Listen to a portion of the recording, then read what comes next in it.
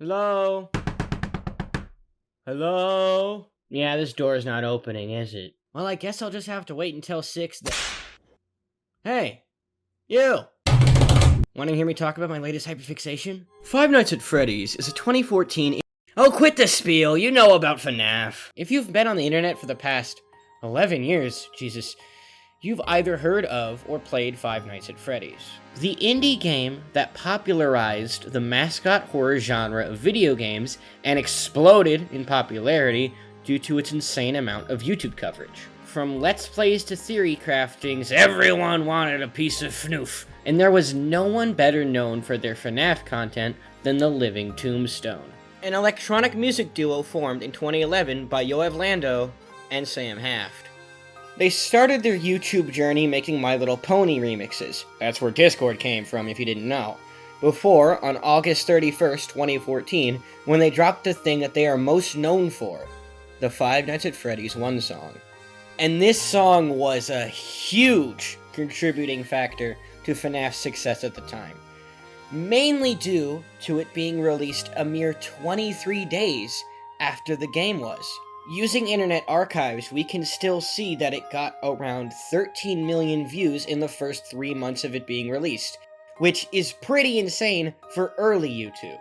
This naturally led to more eyes on FNAF as a whole, and I'd bet that FNAF wouldn't be nearly as popular if this song wasn't made. Bringing me to my question, which FNAF song, out of all the ones they've made, is the best one? The Living Tombstone has made 6 FNAF songs. FNAF 1, It's Been So Long, Die in a Fire, I Got No Time, I Can't Fix You, and This Comes From Inside. And today I will be ranking them from worst to best to answer this question. Now you might be asking, what criteria are you going to be grading these on? Oh, you weren't asking that? Well, I'm going to tell you anyway, so pay attention. There will be 3 criteria of which I will be ranking these songs. The first being, well, the song. How's the instrumental sound? How are the vocals? Does it fit the vibe of the lyrics? Would I want to listen to it again? These all fall under production/sound. Lyrics are vitally important to songs, especially songs trying to tell a story like the FNAF ones. I will be rating the lyrics by how they fit in the universe of FNAF and how they line up with the video, as well as just general lyrical quality like clever rhymes and depth. Due to these songs being about pre-established franchise, the video is very important. Does it match up with the lyrics? Is it timed to the instrumental well? Does it convey the story the song is trying to tell within a visual format? Etc, etc. And before anyone gets up in arms, I am not a music critic nor an expert on anything talked about musically. This is simply my opinion. With these 3 criteria established, let's begin. I grew up in Dublin. I was a potato farmer. You know, of all the FNAF games, I'd probably have to say that FNAF 3 is my least favorite. It's just really lacking in the scare department and doesn't really leave a huge impact on me after playing. Fitting that Die in a Fire is almost the exact same way. Yeah, this song is easily the weakest for me. But let's start with some positives. When it comes to production, this song fares pretty well. The Living Tombstone are good producers and make banger instrumentals, and this one is no different. I'm a huge fan of the bell tolling sound that's prevalent throughout the background of this song. It's really cool and adds to the perceived urgency of the song's lyrics. I can really feel how much the singer wants these animatronics gone as quickly as possible. It's almost like a time is running out thing. The breakdown when Freddy gets smashed up is also great, mainly because TLT are really in their element when making super electronic and techno sound. Overall, the beat's great. But that's really all this song has that is done super well. The vocals for the track are really odd in my opinion. Not because of any of the quality singing-wise, the singer's great, but the fact that they chose a female singer, Eileen Montgomery. But if you read the lyrics and watch the video, it's very much indicating that William Afton is the character we are supposed to be hearing. So, why choose a female voice for a character who was already suggested at the time of this song's release to be male? This really confused me as a kid when I listened to it, and I just assumed the prospective character for the song was Chica or something, wishing death onto her killer. It wasn't until recently when writing this script that I actually realized my mistake. So the voice is a super odd choice that doesn't help the song and confuses listeners. Or at least one listener. Which segues nicely into our next point. The lyrics. Which, aren't the greatest. Yay! These lyrics are about as subtle as a brick. When you're not a dumbass like me and actually look at them. Purple guy wants the animatronics to die, so he tells them to die. The chorus and title of the song just directly refer to an event in the game, which is rather boring by TLT standards, as they typically will add some spice with the lyrics, like making up their own lore or following a character made specifically for the song. The lyrics really lack the charm and spice that TLT usually adds, and as a result, come out rather bland. And finally, the video. I don't like it. Let's start with the positives. It depicts the events that the lyrics are describing pretty well and is a serviceable visual aid for the song. The 3D models and animation aren't too shabby either, even though Freddy looks a little weird. And there are some creative shots like all the nuts and bolts flying up in time with the beat drop, or the reflection of the hammer in Freddy's eyes as he's smashed. But there's one thing in this video that completely destroys it for me. The editing. It is so ass! Parts of this video have this annoying ass glitch effect that I think was trying to emulate the sporadic way characters move in the game, but just misses the mark. There's this shot where Freddy's leg flies up, and they dead ass just used like a rubber band effect, where you move it back and forth, which is stuff that gets done in YouTube poops. Why is Purple Guy like a real dude in the shadows? Why couldn't you just take a 3D model or something and make it match the rest of the surroundings? Why do the animatronics look like that one Alvin and the Chipmunks meme? You know the one I'm talking about. So many shots get looped back and forth and it just looks like shit. The video for this song really drags it down for me. So the last spot on the list it goes. Oh, thank you, Freddy. You saved the town from that evil prolapsed anus. You know, they say old is gold, but in this case, it's 5th place. Ah, the one that started it all. You can blame this song for why the FNAF fandom is the way it is. For both the good and the bad. But how does it hold up? Well, let's see. I love the production of this song. From the instrumental to the vocals, it is more than solid. Yoav Lando absolutely smashes it vocally. And I don't think this song would hit the same without his funky vocal delivery on this track. What also helps is the vocoder. It's great, and it's very iconic now. His vocals paired with this god-tier instrumental is chef's kiss. I give no notes on this production. It still holds up 11 years later. So, where does this song falter a bit? Well, these lyrics are certainly not their best. From a lore perspective, they don't hold up now, but they certainly did at the time. There isn't a lot of depth here, but, I mean, it was the first song. I don't know what I really expected. They keep the animatronics still ominous and scary while humanizing them, making them feel like children trapped in suits who are just confused and scared. Although worse than all the other lyrics on this list, I give these lyrics a pass because this was the first time the Living Tombstone was writing a FNAF song. You can't expect them to do it that well. I like them, but the other ones are just way better. Hot take. I am not a big fan of this music video. Like the lyrics, you can kinda tell that TLT didn't really want to try to make any super big lore guesses or do anything crazy like later songs, so they kept the video rather basic and just have the lyrics appear on the screen, which is serviceable, but just not as crazy or good as their later music videos.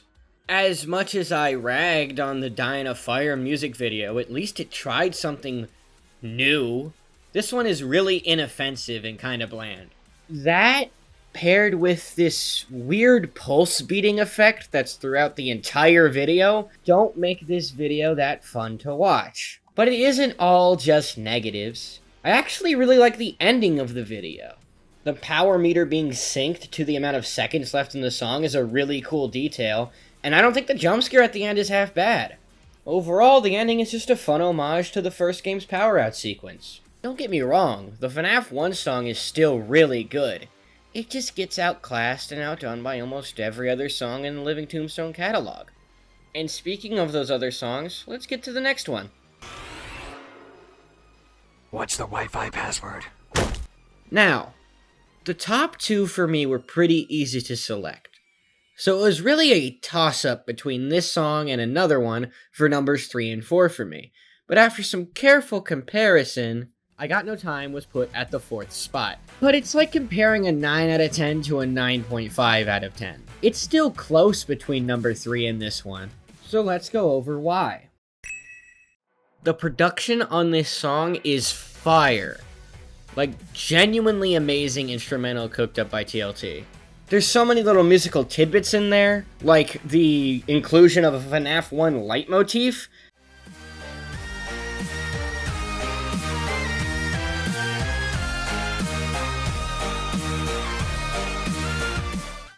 Vocally, it's just Lando's voice being run through a talk box, but it's a really good Lando's voice being run through a talk box.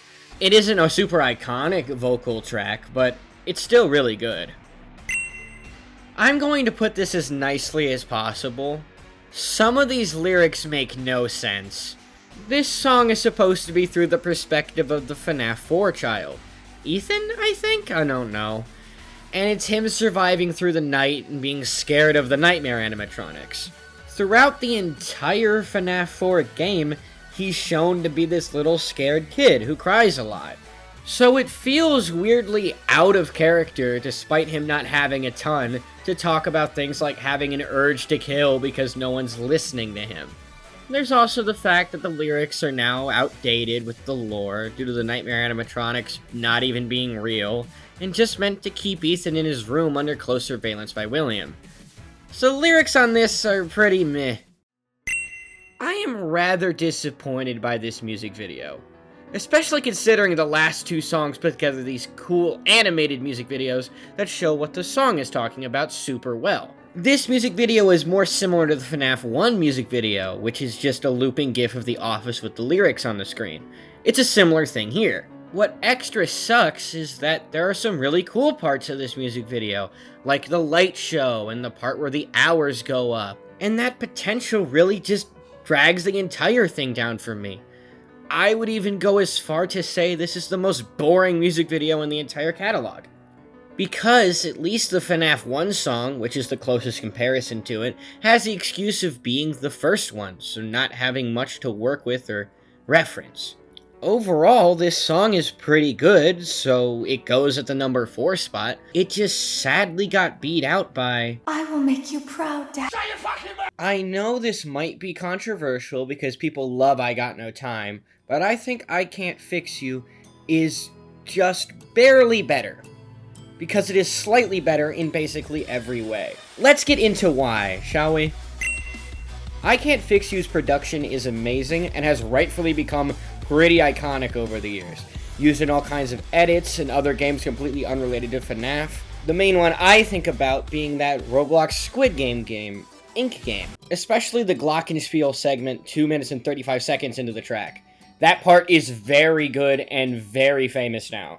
The electric guitar part that plays shortly after that bit gives me chills every time. This is the most techno and electronic the TLT instrumentals get, and you could tell they have a lot of fun making that kind of stuff. Alongside an amazing instrumental is an equally amazing vocal performance. Crusher P's vocals on this song are fucking awesome, and they capture the emotions that the lyrics are trying to express perfectly. All the anguish and anger, I can really feel it. I love it so much. And speaking of those lyrics, the lyrics in this song are supposed to be coming from the perspective of Baby/Elizabeth, and how she's expressing her anger with William, because she's tried so hard to impress him, and no matter what she does, she could never fix his problems and grief. Baby wants Afton's love, but she can't replace Elizabeth.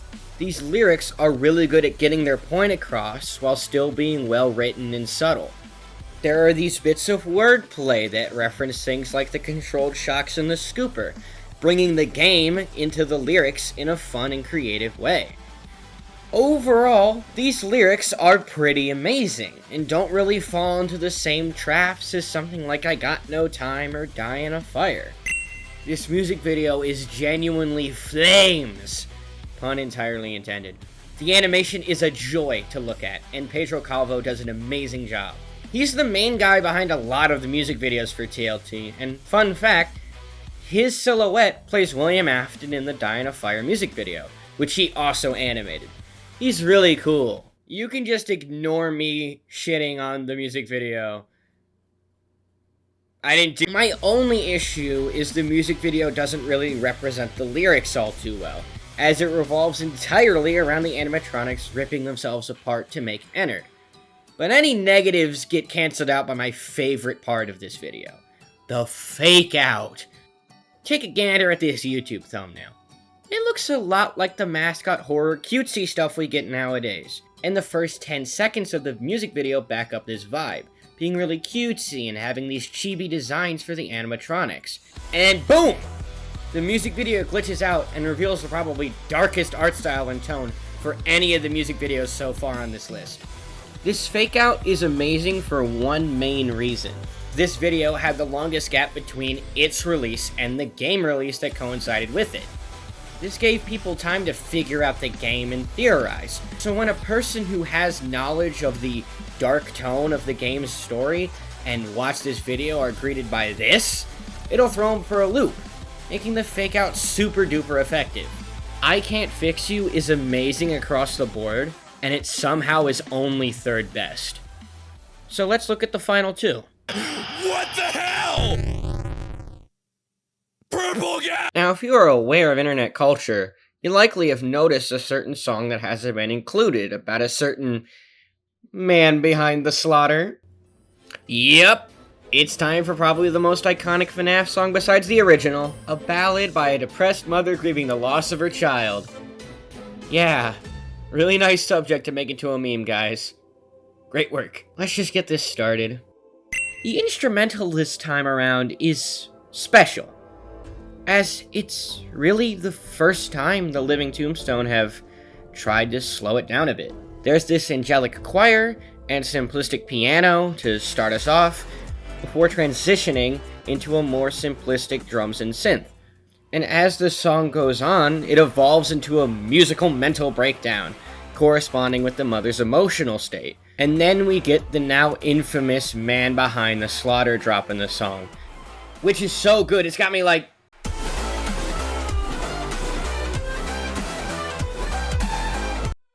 And then we slow it down again. I really like this slowing and speeding of the intensity of the instrumental, because it's perfectly aligned with Avia Dorkalan's emotional vocals.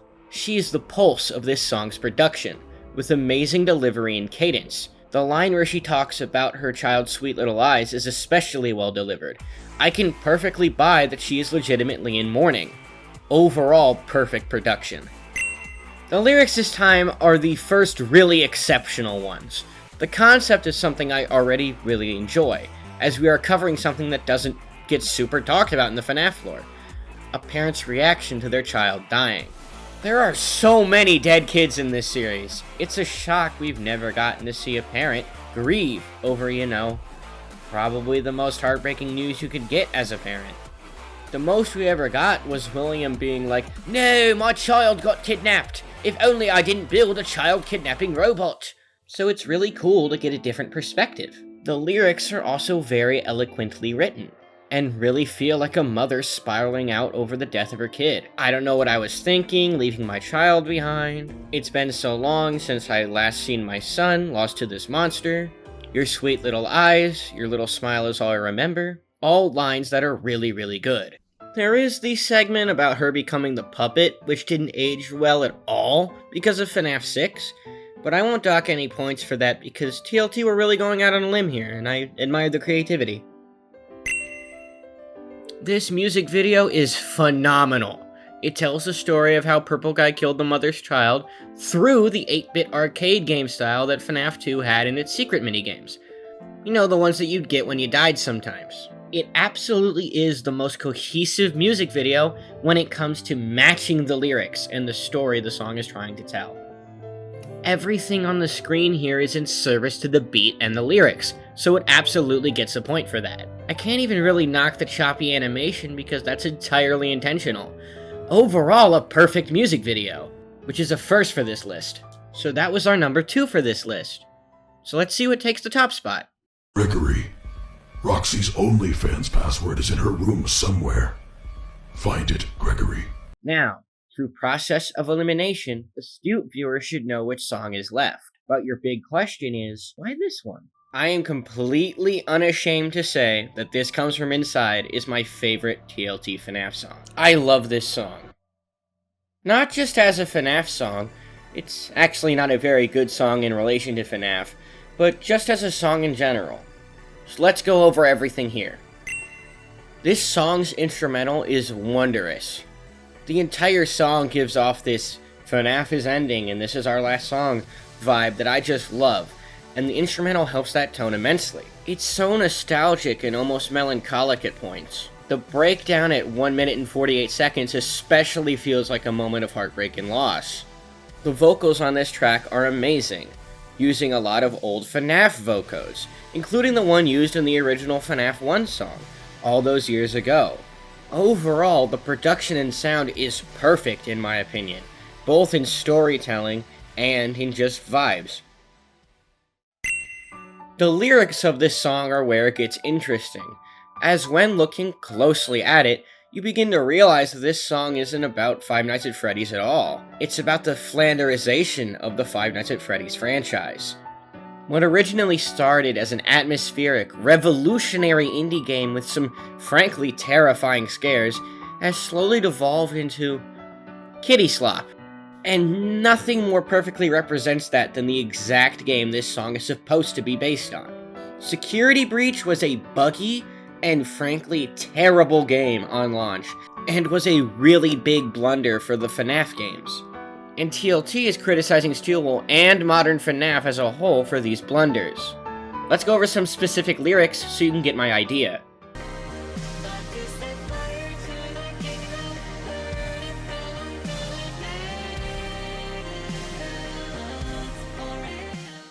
This line can not only be interpreted as a reference to the FNAF 6 ending, but also Steelwool burning down the kingdom of sorts that Scott created through the new FNAF things like merch, AR, and Security Breach. There is of course the chorus line, This Comes From Inside, which is a double entendre, referring to both Glitch Trap infecting the animatronics in Security Breach, and how Steelwool was effectively an inside man destroying FNAF from the inside out. That line is immediately followed up by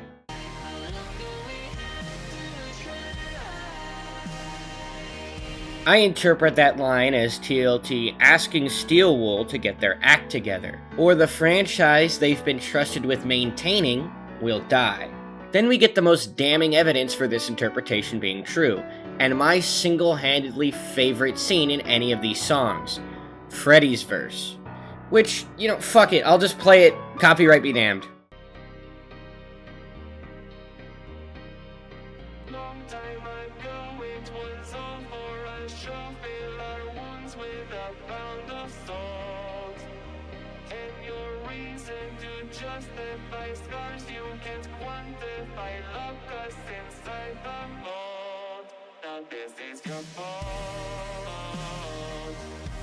Everything is a problem. There was a poison in the air, despair is an eternal light. You're losing it all. You've been blinded by stardom. This entire lyrical section seems almost spiteful to modern FNAF. Because yeah, this was not supposed to get as big as it did. It was, as Freddy put, all for a show, or all for fun. But through the justification of a bottom line and profit, Steelwool has scarred FNAF, locking away what made it great. The story Scott was telling and the atmosphere. But FNAF still has fans who need to realize how bad the franchise is getting. But they can't, because they are blinded by stardom, or whatever the new shiny animatronic and piece of merch gets their attention. Then the phrase, "We are waiting for you every night," gets used, which is the exact same line used in the FNAF 1 song, showing how the roots of the franchise are still there, just buried under a sea of mediocrity. Just due to the amount of double meanings and commentary on display, these lyrics are easily the best of any of the songs. No notes. This music video is stunning, requiring 6 whole animators to produce, which for a YouTube thing is a huge team. I'll put their names on screen now. They are awesome and they did amazing work. I love the comic book aesthetic in this video, an obvious homage to the Security Breach ending comics. The models are really crisp, with every animatronic looking great. Gregory is not included. He looks disgusting. This music video also elevates the song's storytelling, by having the OG FNAF crew be the one who sings the most damning verse against Steelwool, a literal and metaphorical past fighting against the future. It's not a coincidence that every animatronic from the OG Scott-created games surround the only Steelwool-created character in the room, just as the lyric, "This is all your fault," is on the screen. It's really striking imagery and I love it to bits. 10 out of 10 music video. And that's my number 1. This video went a little longer than I wanted it to, but I'm pretty satisfied with my ranking. So now it's over. So, bye. You can leave now. Rock and roll! Oh shit! Is that fucking Montgomery Gator from FNAF Security Breach of the Ruin DLC? There you are! Oh wait, please don't hurt me! Oh, do you want me to listen to this? Party time!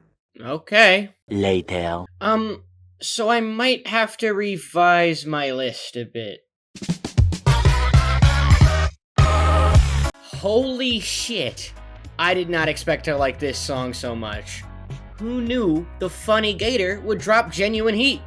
Step On Up is a masterpiece and my favorite TLT FNAF song. Call it recency bias if you want, but I don't care. This is my boy! Let's go over why it's cinema. Let me put it like this. This Comes From Inside was my favorite instrumental, and this one makes that one look like shit. Jokes aside, this is my favorite instrumental they've ever done. Mainly due to just how much of a vibe switch it is from the typical FNAF song formula. There's no dark bits or huge emotional crescendo, it's just straight vibe. It's the only instrumental I listened to outside of making this video, partially just because of how much of an earworm it is. That beginning ba-da-da-ba-ba-bum-bum gets regularly stuck in my brain. It's so unique and really well done. Paired with this exceptional instrumental is my favorite vocal performance in any of these songs. McGuire Music as Monty is an inspired choice, and he delivers. Absolutely crushing it. If you told me this was just the original Monty voice actor, Cameron Miller, I would fully believe you. He's got an excellent voice along with doing an impression, which is so hard to do, and that just makes it even more impressive. I love these lyrics, mainly just because of how much of a tonal whiplash they give you. The music video, which I'll talk about in a sec, is depicting all of this brutal robot destruction, and Monty's over here singing about how you gotta step on up in the cheeriest tone possible. These lyrics are also perfectly in character for Monty, and how much he's willing to do to upstage everyone. He's basically deluding himself into thinking that seizing his destiny involves murdering the other animatronics. I love the chorus as well, and how it progressively gets more violent, with Monty sneaking in a step on him the first time it gets sang, before later just belting out how much he wants to smash these animatronics to pieces. The constant repeating of the phrase "step on up," just gradually getting more sinister, is an amazing touch as well, as Monty gets increasingly deluded and is willing to excuse his violent actions. Somehow, this music video manages to outdo This Comes From Inside. Nothing has a weird model, there isn't any jank, and the effects are beautiful. Especially the subtitles. They look clean as hell. This has all the positives of This Comes From Inside's video, like the amazing animation and the 2D-inspired effects, but none of the downsides, like a disgusting fucking Greg. Also, it is a key part of the song, as without it, we wouldn't see the violent acts Monty dreams of committing to make it to the top. Such as crushing Bonnie's head with a bowling ball, and the Happy Death Day-esque murder sequence of all the other animatronics. That scene is so funny, man. How could you dislike it? He smashes Roxy with a fucking go-kart. This is the best music video ever. The fact that she doesn't even see Monty right behind her because she's so self-absorbed is really funny, too. Not to mention the ending sequence. They referenced Giga Monty. That's so awesome! That one's doing the Tena dance! I love everything about this song, and that is why it is my #1 favorite TLD song. Godspeed, Montgomery Gator, and good night, Tri-State Air.